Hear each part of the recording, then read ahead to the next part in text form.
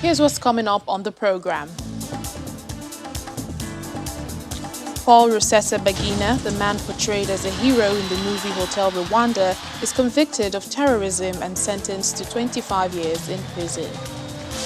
At least 6 people were killed, 28 injured after a gunman opens fire at the university in the Russian city of Perm. Plus, tight security as the UN hosts leaders for the UN General Assembly.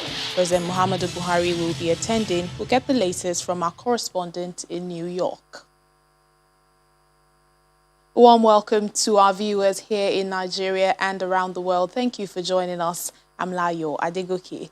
We begin in Rwanda, where 67-year-old Paul Rusesabagina, the man who was portrayed in the movie Hotel Rwanda as a life-saving hero during the genocide, is being sentenced to 25 years for terrorism. The court in Rwanda found him guilty of backing a rebel group behind the deadly attacks in 2018 and 2019. His family, however, believes otherwise, that he was taken to Rwanda from exile by force.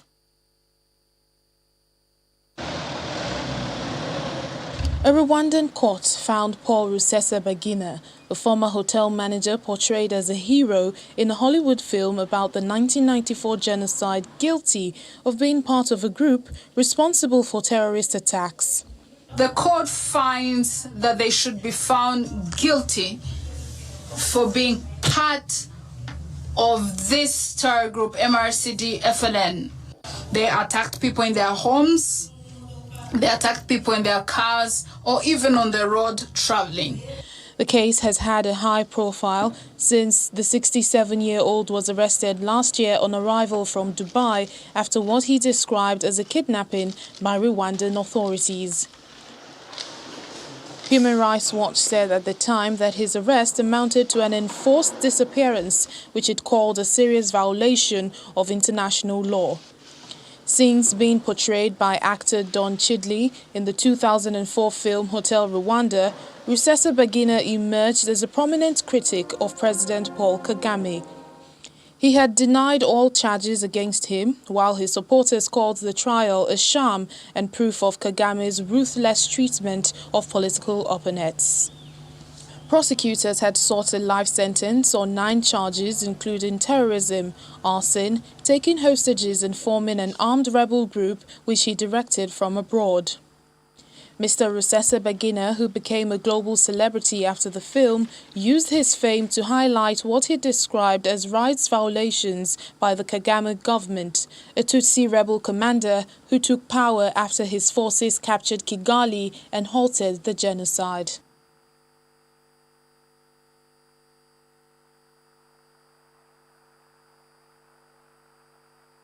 Let's head on now to Russia, where a gunman walked into a university in the city of Perm and began shooting sporadically.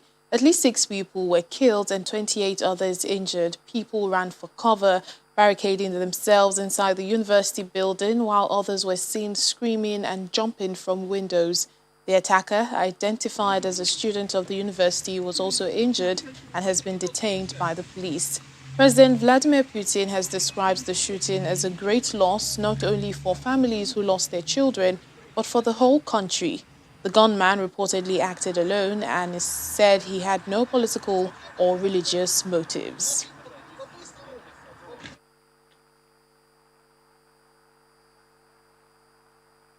The VOA's Ricardo Makina Montanana has more. He joins us now from Moscow. Hello, Ricardo. Thank you. All right, we would have him later on the program, but in the meantime, moving on to other stories, France is still smarting from the termination of its security contract with Australia, now replaced by a pact between the country, the UK and the US. The Defence Minister, Florence Parly, today cancelled her talks with her UK counterpart, Ben Wallace, in London.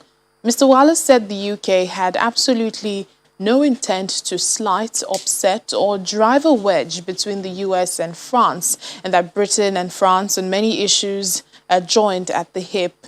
The AUKUS agreement, brokered last week, widely seen as an effort to counter China's influence in the contested South China Sea, ended a deal worth $37 billion signed by Australia in 2016 for France to build 12 conventional submarines. French Foreign Minister Jean-Yves Le Drian has described it as a stab in the back that constitutes unacceptable behavior between allies and partners.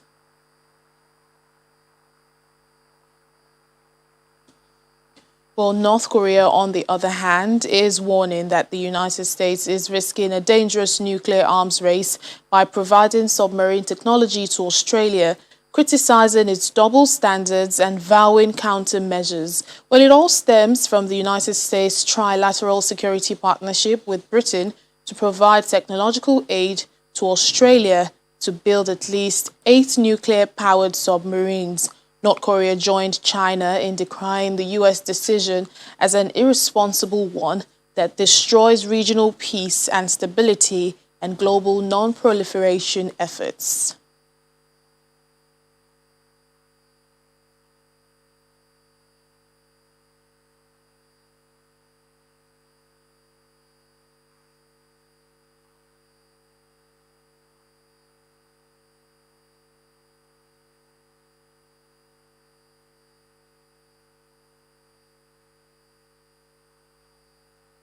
We turn to our monitoring of the COVID-19 pandemic as the U.S. says it will lift most restrictions barring foreign nationals who have been in the U.K.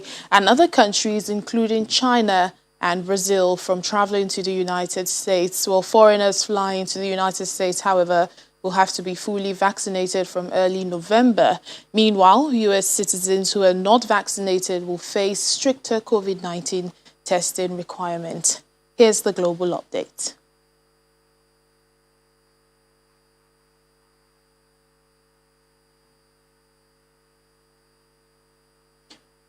All right, we will be having the global update later on in the program. Let's speak now to our correspondent, Maria Bird in Washington, who will be telling us more about the U.S. immigration crisis at the border. Hello, Maria. What more can you tell us? Thank you so much for having me. This crisis at the border is one that I think, I don't know if Americans were really prepared for or expecting. We know now that there are close to 8,000 Haitians that are going to be actually deported back to Port-au-Prince. There will be obviously further discussions around why this is the case and why oftentimes we see other migrants that are coming from Central America and Mexico given some sort of immunity and brought into the U.S. And so we know that we have a large constituency of Haitians that will be brought back home. We also know there are many Asians also that are at the border. We know that this is potentially going to be another area that the U.S. will have to begin to investigate to see why. If you look at really what's happening with the border controls, we know that former President Trump spent a lot of time talking about the border walls, and we know that this has been a long-standing challenge for the U.S. on how to ensure that you get people safely who want to come to the U.S. and in a way that is able to be contained and in a manner of organization. But at this time, the Biden administration has quite a challenge ahead of them as to how to address, because we're now not just seeing those coming from Central America and Mexico, but those are using Mexico as a way to enter the country, even from other parts of the world. Well, some of these refugees have been deported. Which ones are being deported and what happens to the others? So, oftentimes once they make it to the border, those who are illegally crossing, you will see them being brought back or detained and then sent back to back home where they came from. But we know at this time there's just a large constituency of Haitians that are at the border. They're actually, it's a area where they all are together. And obviously there's also health concerns that exist because we're looking at potentially 8,000 that are there underneath a bridge area. And so that potentially could bring forth other health issues. As we know, we're still in the midst of the COVID-19 pandemic. Well, it appears there will be a recurring problem for the Biden administration. Are there long-term plans or strategies to dealing with this situation? Yes, there are all types of long-term strategies that were established and that have been established that are actually in process and in as we know as we speak. But when you talk about some of the unrest that has existed in Haiti, when you look at some of the issues across our world, and we talk about a health pandemic and many of the economic challenges that the world and many, especially smaller countries, are facing. So you are going to definitely see, we've seen this in history in the past, that you will see a greater number of individuals trying to get to the border. But again, we have to remember that the issues around the border or migrating to the U.S. is nothing new. I think that where we are now is because of some of the health issues and some of the greater economic challenges that the world is facing. This is being brought to greater light. All right, then. Thank you so much, Maria. Thank you for having me. Well, that's our correspondent there, Maria, speaking about hundreds of mostly Haitian migrants that have been crossing, the Rio Grande, separating Mexico and the United States on Sunday. Despite the heightened security on the U.S. side, those crossing the river, including families with small children who have fled rampant poverty, gang violence, and seemingly non-stop natural disasters back home. Many carried backpacks and plastic bags of belongings, and several told the police they did not plan to stay in Mexico for now because they did not want to be returned to Haiti. Well, more than 12,000 migrants identified by officials on both sides as mostly Haitians have been gathering under the bridge in recent days, awaiting immigration processing. Well, people in Britain sure know how to let off some steam. After the break, we'll check out the annual plastic dock race that took place on Sunday. Please stay with us.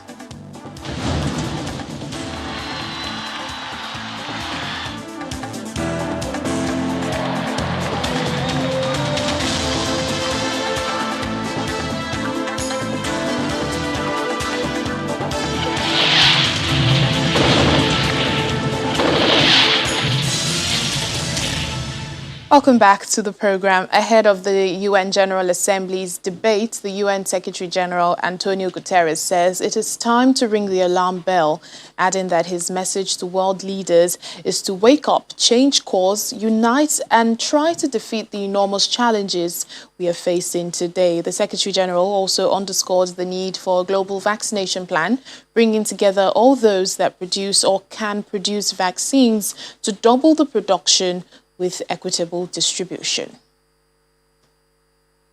It's time to ring the alarm bell.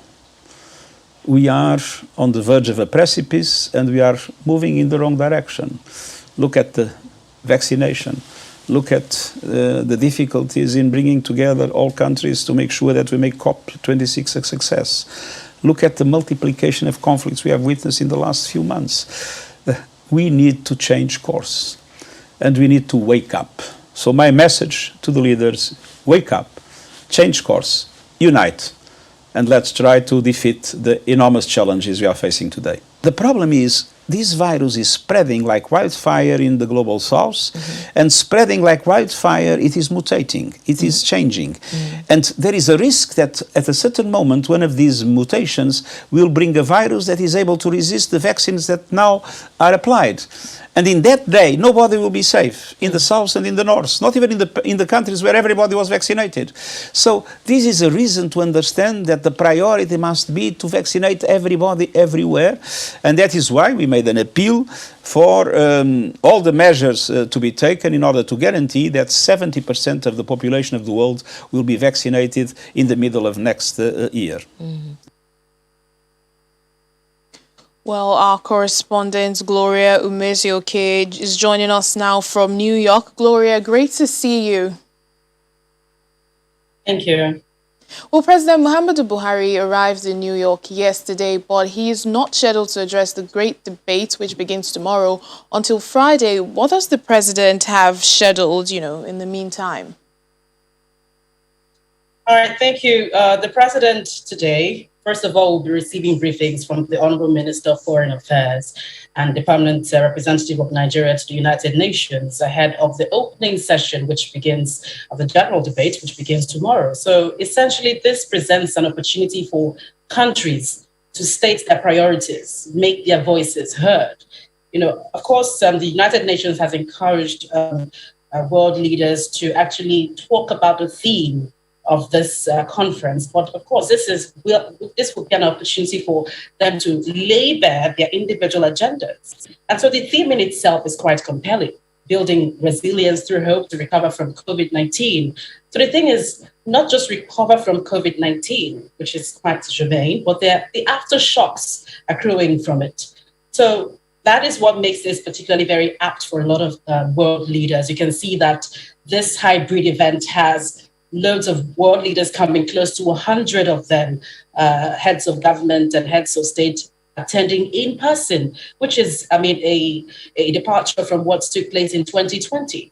So in this case, you can see that they're pushing to lay bare all their different agendas.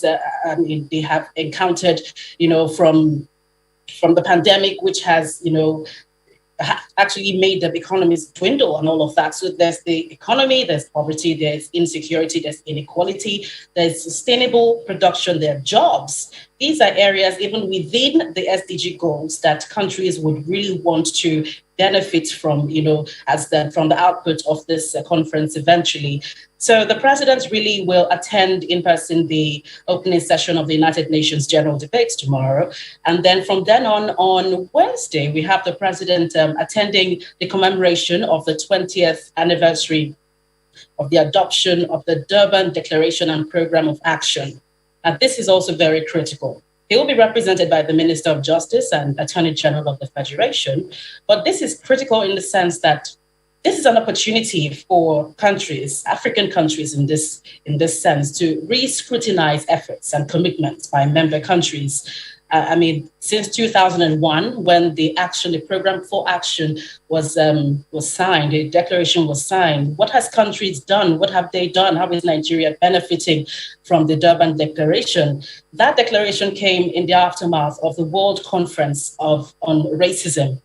So we're still seeing, implicit and explicit reactions, explicit talks about xenophobia, actions on xenophobia going on, and Nigeria is also, affected. What are they doing? Why are they not adhering to that Durban Declaration? So this is also an aspect that I'm hoping that Nigerians as well are hoping that Nigeria can actually get good feedback that would advance talks, in this regard, even for Africa as well. Now, on Thursday, the president will also be holding bilateral meetings. We have the Secretary General of the D8 Organization for Economic Cooperation.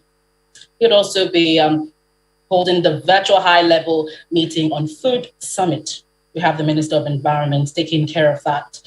The global talk about food and the goals about ending global poverty. This will be laid bare at this particular conference, among other things.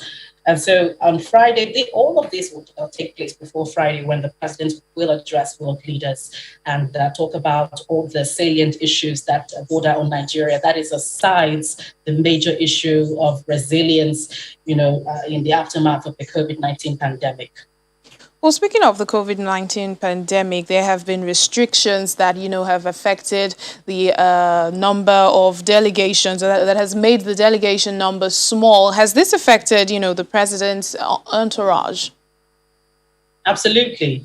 So this time around, because there's still loads of restrictions, even though you can see that the UN has made effort to bring in, to accommodate individual attendance, or rather in-person attendance, aside the encouragement that other people, nations can actually attend virtually. So this is a departure from what took place last year in 2020. 2021, we're seeing a huge scale back of delegates.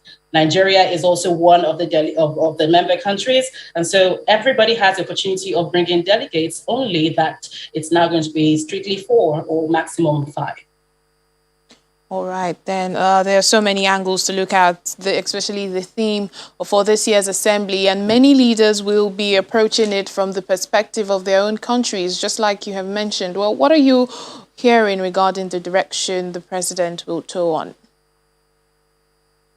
So basically, like I mentioned earlier, talking about the COVID and how to make partnership for the goals, the UN SDG goals, aside all of that, which is going to be central at this, this conference, Nigeria is hoping to present, salient challenges, on the floor of the assembly. And that will include insecurity, that would include poverty, economy, and that would include energy. There's also the high-level dialogue on energy happening on the 24th. So salient issues like this will definitely come up. So the thing is, Nigeria bringing these up is hoping, like every other country, to find, more talks and be able to dialogue with other countries to find support and be able to draw in, as much, assistance as possible from many of these countries. One-on-one conversation is actually a huge difference from having virtual, debates and virtual talks, as was witnessed in 2020. Well, Gloria, just finally, quickly, just give us a sense of what New York is like today and, the preparations being made towards the start tomorrow. So essentially, New York is quite calm, unlike years 2019, the pre-pandemic era. There was a lot of hustle and bustle around here. But now if you go towards Millennium Hotel, where, basically it's adjacent the United Nations headquarters. There's movement, which is, it's a good departure from what happened last year, but you can still feel that there's a lot of restraint, on the part of so many people. So this year, actually, there's a lot of caution, but you can still feel this relentless optimism on the part of countries and heads of state and high-level officials to want to make this a success, to want to get something out of this eventually. All right, then. Thank you, Gloria Umezioke in New York. Well, we'll turn...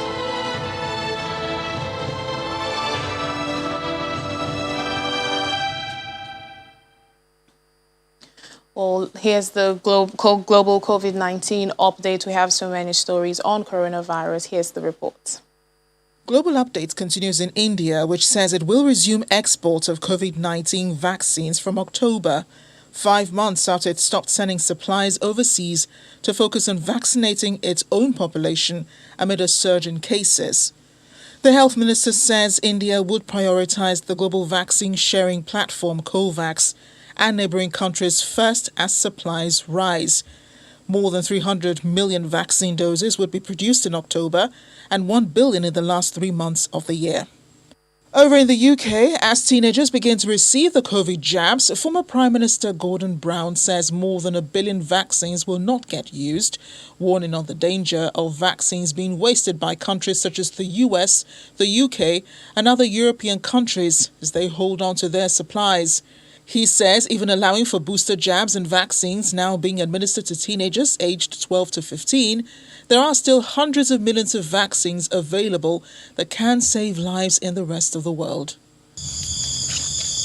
Researchers are collecting samples from bats in Cambodia in a bid to understand the coronavirus pandemic, returning to a region where a very familiar virus was found in animals decades ago. 2 samples from horseshoe bats were collected in 2010 in Stong Trang province near Laos and kept in freezers at the Institut Pasteur du Cambodge in Phnom Penh. Tests done on them last year revealed a close relative to the coronavirus that has killed more than 4.5 million people worldwide.